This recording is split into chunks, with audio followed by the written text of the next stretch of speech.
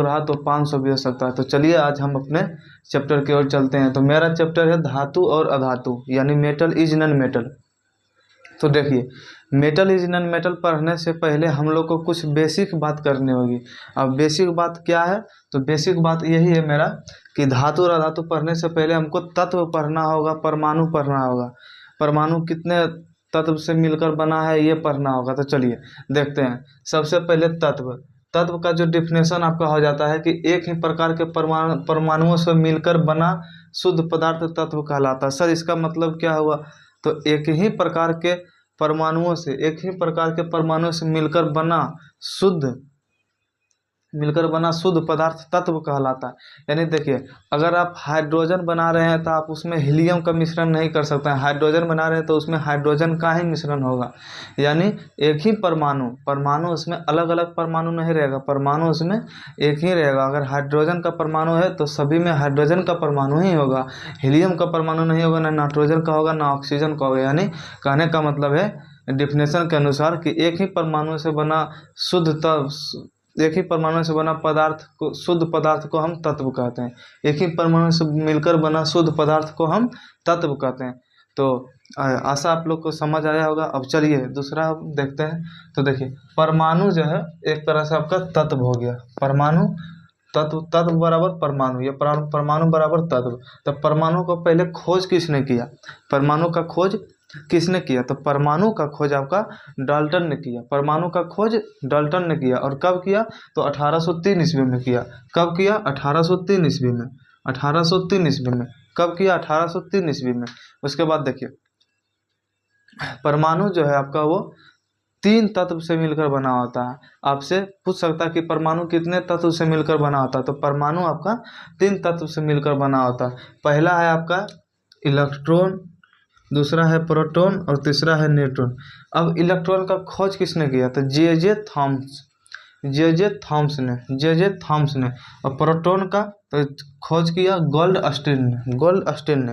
Proton का खोज किया गोल्ड स्टीन ने। अब देखिए, आपका न्यूट्रॉन का खोज किया आपका जेम्स चैडविक ने। अब इसको याद कैसे करें? सबसे भारी बात होता है कि याद कैसे करें। तो देखिए, जो हम आज ट्रिक आपको बता रहे हैं पूरा यूट्यूब पे सर्च मार लीजिएगा, अगर मिल जाएगा तो चैनल अनसब्सक्राइब कर दीजिएगा। ट्रिक है आपका। देखिए, इलेक्ट्रॉन का खोज किसने किया? जे थॉम्स ने। इलेक्ट्रॉन का खोज जे थॉम्स ने किया। तो देखिए, ध्यान से देखिएगा, जो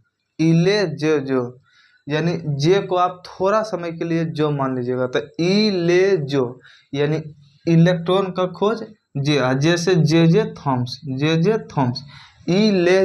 यानी जे थॉम्स। यानी जे थॉम्स किसका खोज किया? तो इलेक्ट्रॉन का। किसका? इलेक्ट्रॉन का। अब देखिए, प्रोटॉन गोल्ड स्टीन। अब देखिए, प्रोटॉन में आपका यानी अगर आप हिंदी जब हम पढ़ाएंगे तो आपको उपसर्ग पढ़ाएंगे। तो देखिए, यहाँ पे ये आपका हो गया उपसर्ग, इधर प्रो आपका हो गया उपसर्ग, और टॉन हो गया आपका, देखिए टॉन। और टॉन मतलब आप समझते हैं कि शहर। टॉन मतलब शहर क्या होता है? शहर। और शहर में क्या बिकता है? सोना।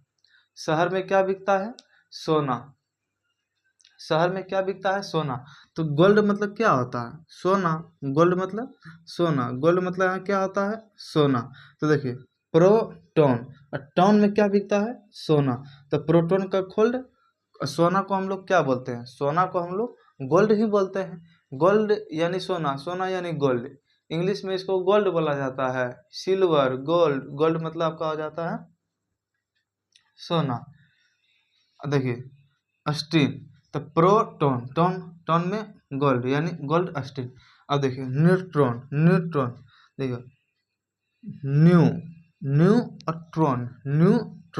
ट्रॉन को यहाँ छोड़ दीजिएगा, न्यू जेम्स को आप जींस मानिए, जींस। न्यू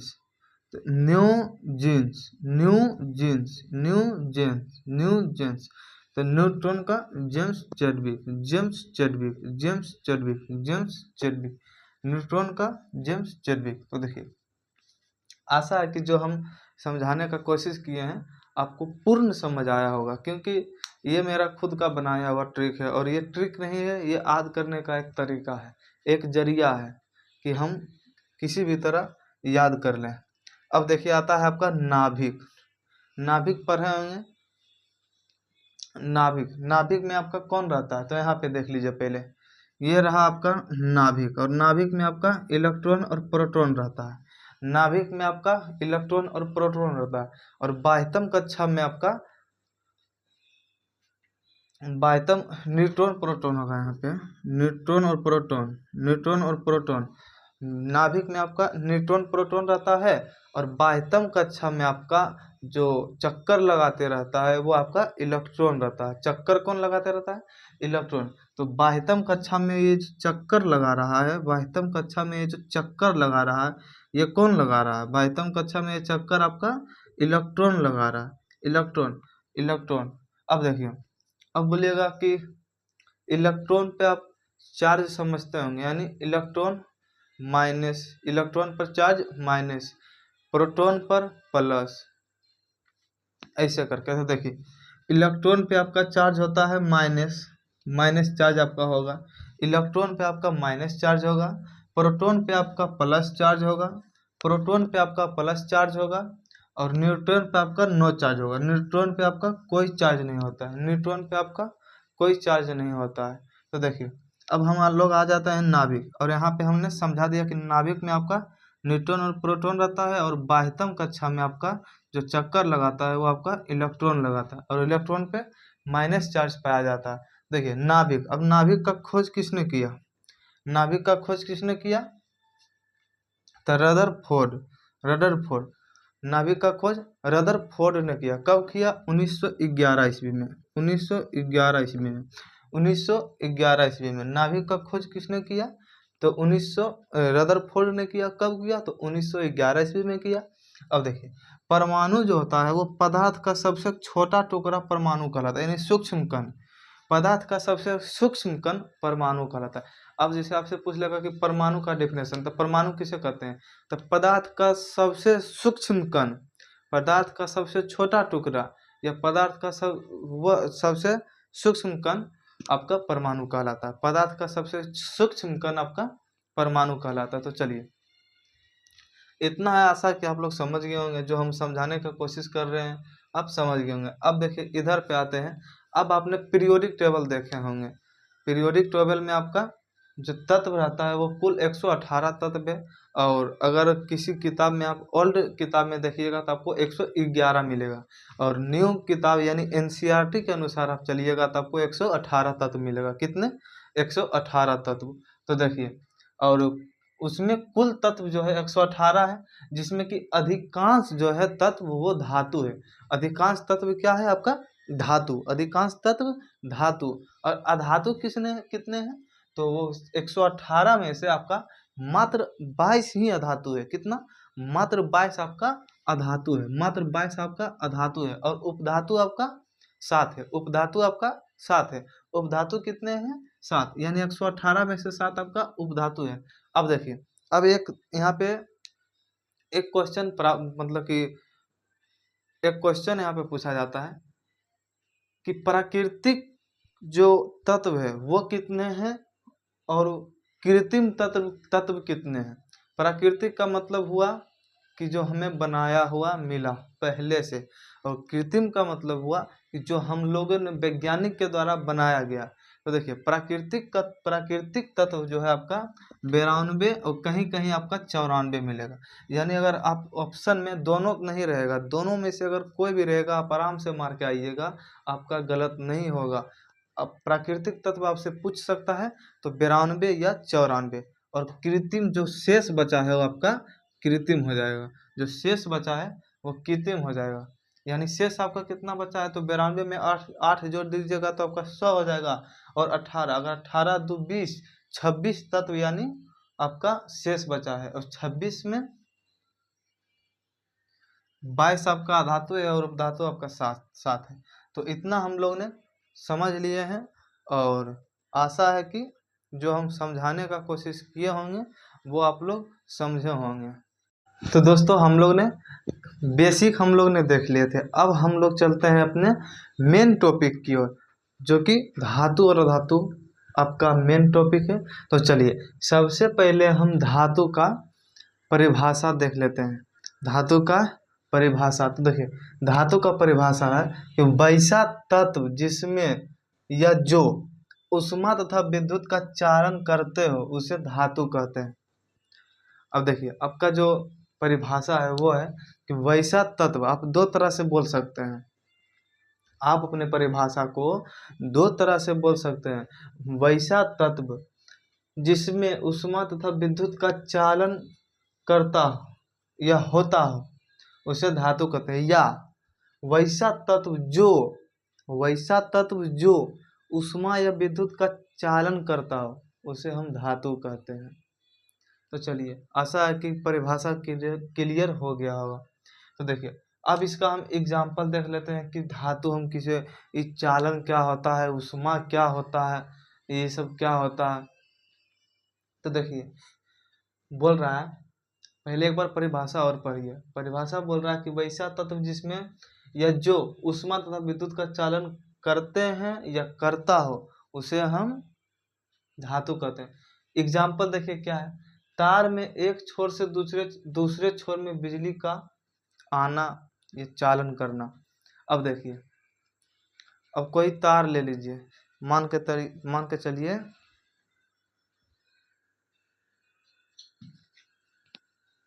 ये रहा आपका तार, और जब हम इधर, ये आपका डायोप्टर वाला हो गया पार्ट, और ये आपका मोबाइल चार्जिंग वाला हो गया। जब हम ये डायोप्टर में जब लगा होता है तो इसमें हम जब मोबाइल चार्ज लगाते हो तो मेरा मोबाइल चार्ज होता है। अब जब इसमें चालन नहीं हो रहा है तो करंट यहाँ से यहाँ कैसे आया भाई? जब इसमें चालन नहीं हो रहा है तो करंट यहाँ से यहाँ कैसे आया? अगर चालन नहीं होता तो हम चार्ज लगाते, करंट यहाँ तक नहीं पहुँचना चाहिए था। या मान के चलिए कि आप एक तार को छील दिए और आप एक पलक में लगाइए और एक तरफ छुइए, अगर बिजली का या करंट का चालन नहीं हुआ तो आप सही हैं। अगर बिजली का चालन हो गया तो आँख तो काला होबे करेगा, लेकिन केस भी आपका खड़ा हो जाएगा। तो चलिए आशा है कि आप लोग समझ गए होंगे कि तार में एक छोर से दूसरे छोर में बिजली का चालन, और आपका परिभाषा भी बोल रहा है कि उष्मा तथा विद्युत का चालन करता। अब विद्युत मतलब क्या हुआ? विद्युत मतलब तो करंट ही हुआ ना, विद्युत मतलब तो करंट ही हुआ। तो चलिए देखते हैं। अब दूसरा एग्जांपल आपका कह रहा है कि लोहे में एक तरफ गर्म करने पर दूसरे तरफ गर्म हो जाता है। अब लोहा तो मेरे पास है नहीं कि आपको हम दिखा करके बताएं। मान के चलिए ये देखिए, ये आपका रहा कलम। मान के चलिए कि ये आपका लोहा है। अगर ये आपका लोहा है तो आप अगर इधर गर्म कीजिएगा, इधर आप गर्म कीजिएगा तो इधर अपने आप आपका गर्म हो जाएगा। इधर जब आप गर्म कीजिएगा तो इधर आपका अपने आप गर्म हो जाएगा। तो इसी को कहते हैं, लोहे को एक तरफ गर्म करने पर दूसरे तरफ गर्म हो जाता है। और ये आपका किसका एग्जाम्पल है? तो धातु का। ये आपका किसका एग्जाम्पल है? धातु का। और सबसे अच्छा देखिए एग्जाम्पल हम दे रहे हैं कि जब आप खाना बनाते हैं तो जब कढ़ाई में ही छोलनी को छोड़ देते हैं तो देखिए छोलनी का सतह जो होता है वो तो नीचे कढ़ाई में सतह है, लेकिन ऊपर जो पकड़ते हैं वहाँ पे गर्म हो जाता है। कैसे? अगर उसमें उष्मा उष्मा यानी आप एक तरह से आग भी बोल सकते हैं, आग में भी उष्मा होता है। जहाँ पे आग जलेगा वहाँ पे उष्मा रहेगा ही रहेगा। तो जब तक उष्मा का परिचालन या चालन या वो प्रवाहित नहीं हो रहा है तो फिर वो एक छोर से दूसरे छोर धिप कैसे रहा है, गर्म कैसे हो रहा है ये? तो ये यही है आपका, लोहे को एक तरफ गर्म करने पर दूसरे तरफ अपने आप वो गर्म हो जाता है। मान के चलिए ना ये स्केच है मेरा, ये स्केच नहीं, मान के चलिए थोड़ा देर के लिए ये लोहा है, और अगर हम इसे एक तरफ गर्म करेंगे तो दूसरा तरफ दूसरी ओर अपने आप गर्म हो जाएगा। यही आपका एग्जाम्पल है। अब देखिए, अब इसमें दो शब्द आता है, इसमें दो शब्द आता है। एक आपका आता है आघात वर्ध और एक आता है तन। आघात वर्ध का मतलब होता है कि जिसे हम पीट कर लंबा चादर बना सकें, जिसे हम पीट कर लंबा चादर बना सकें। जैसे कि सोना, सोना को आप 1 ग्राम सोना लीजिएगा तो उसको आप जितना पतला चाहिए, जितना पतला चाहिए उतना पतला आप कर सकते हैं। हाँ, आप ज़्यादा पतला कीजिएगा तो वो टूट जाएगा, लेकिन पतला करते रहिए, सोना कभी नहीं टूटेगा। तो चलिए, दूसरा है आपका चांदी, तीसरा है एल्युमिनियम। अब देखिए, और दूसरा है आपका तन। यही दो शब्द आपको समझना, एक तन और एक आघात वर्धन। तो आघात वर्धन तो बोल दिया कि जिसे पीट कर लंबा चादर बनाया जाता है। जैसे देखिए, अब आपका लोहा हो गया। अब आप मतलब कि लोहार के पास जाते हैं, तो लोहे जब ले जाते हैं तो आप ले गए छड़, लेकिन उसका बना दिया हसुआ। ले गए छड़, बना दिया खंती। तो आप समझ सकते हैं कि लोहे मतलब कि जिसे हम पीट कर एक वस्तु से दूसरे वस्तु में परिवर्तन कर देते हैं। मतलब एक प्राकृतिक से दूसरे, मतलब उसका जो एक फिगर होता है, जो उसका एक रूप होता है, एक रूप से दूसरे रूप में परिवर्तन कर देना ही आघात वर्ध कहलाता है। चलिए, और दूसरा आपका तन। तन में आपका सोना हो जाएगा। सोना, 1 ग्राम सोना में आप 2 किलोमीटर तार बना सकते हैं। 1 ग्राम सोना, आप सोचिए कि 1 ग्राम सोना में आप 2 किलोमीटर तक तार बना सकते हैं। 2 किलोमीटर यानी 1 किलोमीटर में 1000 मीटर, यानी 2000 मीटर तक आप तार 1 ग्राम में बना सकते हैं। तो समझ लीजिए कि अगर आपको 10 ग्राम दे दे तो क्या होगा। चलिए, आशा आप समझ गए होंगे। और आपका एग्जाम में पूछा जाता है कि 1 ग्राम सोना में 2 किलोमीटर लंबा तार बनाया जा सकता है। तो आपसे ऐसे पूछेगा कि 1 ग्राम सोना से हम कितने मीटर लंबा तार बना सकते हैं। 1 ग्राम सोना से हम कितने मीटर लंबा तार बना सकते हैं। तो आपका आंसर हो जाएगा 2 किलोमीटर हम लंबा तार बना सकते हैं। अगला है आपका, देखिए, अब हम आ जाते हैं कि धातु के भौतिक गुणों को लिखें। यानी धातु का कौन कौन सा भौतिक गुण, धातु का कौन कौन सा भौतिक गुण है। तो धातु का निम्नलिखित भौतिक गुण है, एक दो नहीं, कम से कम 8 से 9 भौतिक गुण है, और उन्हें हम बारी बारी से देखेंगे। तो चलिए, पहला गुण है आपका चमक। पहला गुण है आपका चमक। और धातु में एक विशेष प्रकार की चमक पाई जाती है। धातु में एक विशेष प्रकार की चमक पाई जाती है। अब बोलिएगा धातु, एल्युमिनियम। एल्युमिनियम देखें, एल्युमिनियम का तसला नया नया हम लेते हैं तो चमकता है, और 6 महीना साल भर वो चमकेगा। उसके बाद धीरे धीरे वो कलरहीन या कलरलेस होने लगता है, लेकिन उसमें चमक रहती है। एल्युमिनियम में चमक रहती है। आपका जिंक हो जाएगा, मैग्नीशियम। अब मैग्नीशियम का रंग सफ़ेद होता है। आपसे पूछ देगा कि मैग्नीशियम का रंग क्या होता है। तो मैग्नीशियम का रंग आपका सफ़ेद होता है। मैग्नीशियम का रंग सफ़ेद होता है। अब देखिए, कॉपर। कॉपर का रंग आपका लाल भूरा होता है। कॉपर का रंग आपका लाल भूरा होता है। चलिए, अगला है आपका कठोरता। कठोरता, और ये हम धातु के भौतिक गुण देख रहे हैं। पहला है मेरा चमक, दूसरा है मेरा कठोरता। अब देखिए, धातु प्रायः कठोर होती है। धातु प्रायः कठोर होती है। अब देखिए, लोहा, एल्युमिनियम, तांबा, ये 3 में मैंने एग्जाम्पल आपके सामने रखा है। लोहा, एल्युमिनियम, तांबा। अब आप जानिए कि लोहा को तिपिए, अगर हम इसी को दाबेंगे तो ये दबा रहा है, ये खाली है, थोड़ा सा दबा जाता है। लेकिन आप लोहा को लीजिएगा तो आपका नहीं दबाएगा। मान के चलिए, ये देखिए, इसको आप दाबिएगा तो ये नहीं दबाएगा, क्योंकि ये आपका लोहा हो जाता है। और मैंने एग्जाम्पल हम आपका लोहा लिए हैं, और ये आपका लोहा रहा। और लोहा को आप कितना ही टिपिएगा आपसे नहीं टिप पाएगा, यानी ये आपका कठोर है। ये आपका कठोर है। और कठोरता, धातुएं प्रायः कठोर होती है। धातुएं प्रायः कठोर होती है, और इसे आप कितना भी टिपिएगा, कैसे भी चापिएगा, ये आपका नहीं चपाएगा। तो ये कठोर होती है, ये कठोर होती है। चलिए, अगला है आपका ना आप एल्युमिनियम को ले लीजिए। एल्युमिनियम को आप दबिएगा तो क्या आप दबा जाएगा वो है। एल्युमिनियम भी कठोर होता है। एल्युमिनियम कठोर होता है। अब चलिए, अगला आपका कह रहा है कि अघातवर्ध, अघातवर्ध हमने आपको यहाँ पे समझा दिया, अघातवर्ध हमने यहाँ पे समझा दिया है। और चौथा आपका तन्यता, तन्यता मतलब तन, और ये भी आपको हम यहाँ पे समझा दिए हैं। अब पांचवा आपका विद्युत चालकता, विद्युत चालकता, विद्युत चालकता देखिए, धातुएं पराया उष्मा के चालक होते हैं, धातुएं पराया उष्मा के चालक होते हैं। और इसका एग्जाम्पल आपका हो जाएगा तांबा और चांदी उष्मा का सबसे अच्छा चालक होता है। आपसे क्वेश्चन पूछा जाता है कि उष्मा का सबसे अच्छा चालक, तो तांबा और चांदी, तांबा और चांदी, तांबा और चांदी में भी चांदी होता है, चांदी होता है, तांबा और चांदी में भी चांदी होता है। तांबा का तार आप अपने घर में वायरिंग करा सकते हैं, लेकिन चांदी का तार नहीं, क्योंकि चांदी का आभूषण होता है उतना महंगा, क्योंकि आदमी चांदी पहन नहीं सकता और वो घर में वायरिंग कैसे करा लेगा।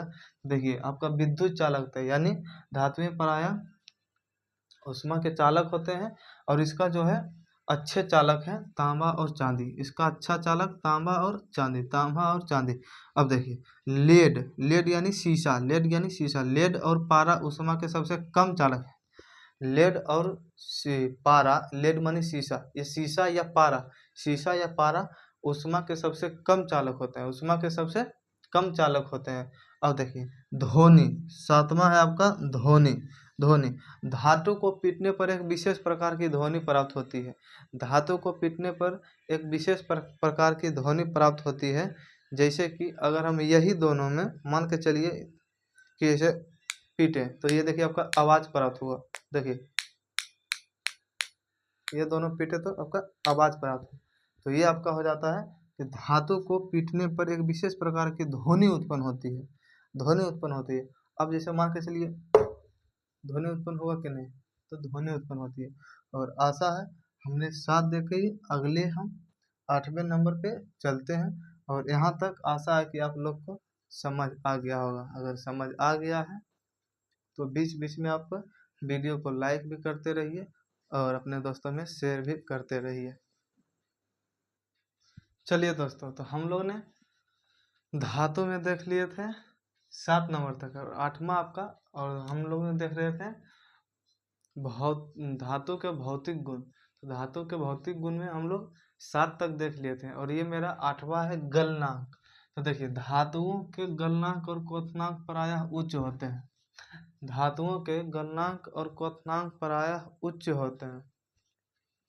जैसे देखिए लिथियम और सोडियम का 98 डिग्री सेल्सियस है को क्वथनांक, गलनांक 98 डिग्री सेल्सियस। पोटेशियम का आपका 64 डिग्री सेल्सियस हो जाएगा, गैलियम का 30 डिग्री सेल्सियस, सीजियम का गलनांक 98 डिग्री सेल्सियस है। लेकिन नोट कीजिए कुछ यहाँ पे देखिएगा, नोट है आपका कि सीजियम सी एच का और गैलियम जी ए, दो ऐसे धातु हैं जिन्हें हथेली पर रखने मात्र से पिघल जाते हैं। मतलब कि सीजियम और लिथियम को आप हाथ पे ऐसे लीजिएगा और देखते देखते वो तुरंत पिघल जाएगा, मतलब बर्फ से भी तेज, बर्फ को भी पिघलने में टाइम लगता है, लेकिन ये बर्फ से भी तेज होती है। हथेली इसी को बोलते हैं, हथेली पर रखने मात्र से वो पिघलने लगता है। तो ये दोनों याद रखिएगा। ऐसे आपसे पूछ सकता है कि किन दो ऐसे तत्व को हथेली, और ऐसे कौन से दो तत्व में जिन्हें हथेली पर रखने मात्र से पिघल जाते हैं, तो आपका सीजियम और गैलियम। चलिए अब यहाँ पे आपका धातु खत्म होता है, धातु का जो भौतिक गुण था वो आपका खत्म होता। अब यहाँ पे आता है आपका अधातु, यहाँ पे आपका आता है अधातु। और अधातु में हम लोग देखते हैं, पहले अधातु का हम लोग डिफिनेशन देख लेते हैं। अधातु का पहले हम लोग डिफिनेशन देख लेते हैं कि इसका डिफिनेशन क्या है, अधातु का डिफिनेशन। तो चलिए अधातु किसे कहते हैं, वैसे तत्व जो विद्युत और ऊष्मा का कुचालक या चालन नहीं करता हो उसे हम अधातु कहते हैं। क्या किसे कहते हैं, वैसे तत्व जो विद्युत और ऊष्मा या ऊष्मा और विद्युत का चालन नहीं करता हो, या विद्युत और ऊष्मा का कुचालक हो, विद्युत और ऊष्मा का कुचालक हो, उसे हम अधातु कहते हैं, उसे हम अधातु कहते हैं, उसे हम अधातु कहते हैं। एग्जाम्पल इसका क्या हो जाएगा, chlorine, fluorine, neon, oxygen, bromine. अब आप लोग जानिए कि ऑक्सीजन में आपका विद्युत प्रवाहित होगा, ऑक्सीजन में आपका विद्युत प्रवाहित होगा, फ्लोरीन में आपका विद्युत प्रवाहित होगा, ब्रोमीन में आपका विद्युत प्रवाहित होगा, नियोन में आपका विद्युत प्रवाहित होगा, कभी नहीं होगा। तो ये आपका अधातु का ये आपका एग्जाम्पल है, आपका एग्जाम्पल है। अब देखिए अधातु के भौतिक गुण देख लेते हैं। अगर हम धातु के भौतिक गुण देखे हैं तो अधातु का भी भौतिक गुण देखने का कर्तव्य है मेरा। तो चलिए अधातु के भौतिक गुण में एक में देखते हैं। अधातु भंगुर होती है, अधातु भंगुर होती है। भंगुर का मतलब क्या है? भंगुर का मतलब है कि किसी भी कोई भी पदार्थ यानी कोई भी वस्तु हो, अगर उस पे हम कुछ पटके तो वो चकनाचूर हो जाए, वो चकनाचूर हो जाए। जैसे शीशा पे आप अगर कुछ सामान जोर से पटक देते हैं तो वो फूट जाता है, तो शीशा आपका क्या हो गया? लेड। और ये जो है आपका दूसरा आपका हो जाएगा अधातु चमकीले नहीं होती है, लेकिन इसमें कुछ अपवाद है, एक्सेप्शन है, अपवाद। देखिए अधातु तो धातु चमकीले होते हैं, और इसका उल्टा हो जाएगा अधातु चमकीले नहीं होते हैं, अधातु चमकीले नहीं होते हैं। तो देखिए अपवाद में क्या है कि आयोडीन अधातु होकर भी चमकीला होता है। आयोडीन जो आपका होता है नमक, ये अधातु है। नमक जो है आपका ये धातु नहीं है, ये अधातु है, और ये अधातु होते हुए भी ये आपका चमकीला है, अधातु होते हुए भी आपका चमकीला है, अधातु होते हुए भी आपका चमकीला है। दूसरा में आपका हो जाएगा कि हीरा अधातु होकर भी चमकीला है। हीरा आप लोग जानते हैं, ये हीरा आपका अधातु हो जाता है, अधातु होकर भी वह चमकीला है। चौथा आपका हो जाता है तीसरा कि अधातु विद्युत और ऊष्मा का कुचालक होती है, यानी अधातु में विद्युत और ऊष्मा का चालन नहीं होता है। ठीक, तो अपवाद में इसका आ जाएगा ग्रेफाइट। ग्रेफाइट अधातु होकर भी विद्युत का सुचालक है, यानी ग्रेफाइट में विद्युत का चालन होता है, विद्युत का चालन होता है, ग्रेफाइट में विद्युत का चालन होता है। तो ग्रेफाइट अधातु होकर भी धातु है, ऊष्मा का चालन होता है। या और आप जानते हैं कि अधातु में ऊष्मा का चालन नहीं होता है। तो देखिए आपका चौथा है आपका अधातु आघात वर्धनीय नहीं होती है। धातु आपका आघात वर्धनीय होती है, और हमने एग्जाम्पल भी दिए थे कि जब आप लोहार के पास जाते हैं एक छड़ लेकर, तो उसका आप हसुआ बनवा सकते हैं, खुरपी बनवा सकते हैं, आपका ये खंता बनवा सकते हैं, आपका जो मन करे बनवा। लेकिन अधातु ऐसा नहीं है, अधातु पे चोट लगते ही वो भंगुर हो जाती है, यानी टूट जाती है। धातु को आप पीट कर आप लंबा कर सकते हैं, चादर की तरह बना सकते हैं, लेकिन अधातु को नहीं। अधातु पर चोट लगते हैं वो भंगुर मतलब कि टूट जाती है, आघात वर्धनीय यानी टूट कर बिखर जाती है। पांचवा है आपका अधातुओं को पीटने पर ध्वनि उत्पन्न नहीं होती है, और इसका एग्जाम्पल हमने दिया था कि अगर हम इसको मान के चलिए कि ये धातु है, अगर पे इसको हम ऐसे ऐसे कर रहे हैं तो इस पे ध्वनि का आवाज आ रहा है, यानी यह मेरा धातु है। लेकिन अधातु में आपका ध्वनि का आवाज नहीं आएगा, अधातु में आपका ध्वनि का आवाज नहीं आएगा। अब छठा देखिए आपका अधातु के द्रव्यमानक एवं क्वथनांक निम्न होते हैं। और मैंने अभी यहाँ पे देखिए आपका ये आपका धातु है, धातु, और धातु का क्वथनांक और गलनांक आपका उच्च होता है। धातु का क्वथनांक और गलनांक आपका उच्च होता है। तो देखिए अधातु के द्रव्यमानक एवं क्वथनांक निम्न होती है। अब सातवां है आपका अधातुओं के घनत्व निम्न होते हैं। अधातुओं के जो घनत्व होते हैं वो निम्न होते हैं, यानी कम होते हैं, और धातुओं के घनत्व उच्च होते हैं। आठवां है आपका अधातुओं के परमाणु ऋणात्मक होते हैं। अधातुओं के परमाणु ऋणात्मक होते हैं और धातु के परमाणु धनात्मक होते हैं। देखिए धातु धनात्मक, अधातु ऋणात्मक। तो देखिए मैंने 8 इसमें आपकी विशेषता बताई है धातु धातु का, और 8 आपकी इसमें बताई है। तो मैंने दोनों, अगर आप एग्जाम में आपका पूछे कि मतलब कि धातु के भौतिक और रासायनिक गुणों पर अंतर लिखें तो आप लिख सकते हैं। तो ये क्लास आपको कैसे लगी कमेंट करके ज़रूर बताइएगा, और कमेंट में आप ये ज़रूर बताइएगा कि आपको ये क्लास कैसी लगी। और हाँ, एक बात और, आप एक ऐसी तत्व का नाम लिखें जो धातु होकर भी अधातु है, वो अपवाद में आता है। धातु होकर भी अधातु है लेकिन वो अपवाद में आता है, मतलब कि अधातु है लेकिन वो अधातु नहीं, वो अपवाद में आता है। अपवाद मतलब धातु और अधातु दोनों का मिश्रण। तो अगर वीडियो अच्छी लगी हो तो अपने दोस्तों में शेयर कीजिएगा, और हो सके तो वीडियो को लाइक कीजिएगा और चैनल को सब्सक्राइब कर लीजिएगा। मिलते हैं आपसे अगले वीडियो में, तब तक के लिए धन्यवाद।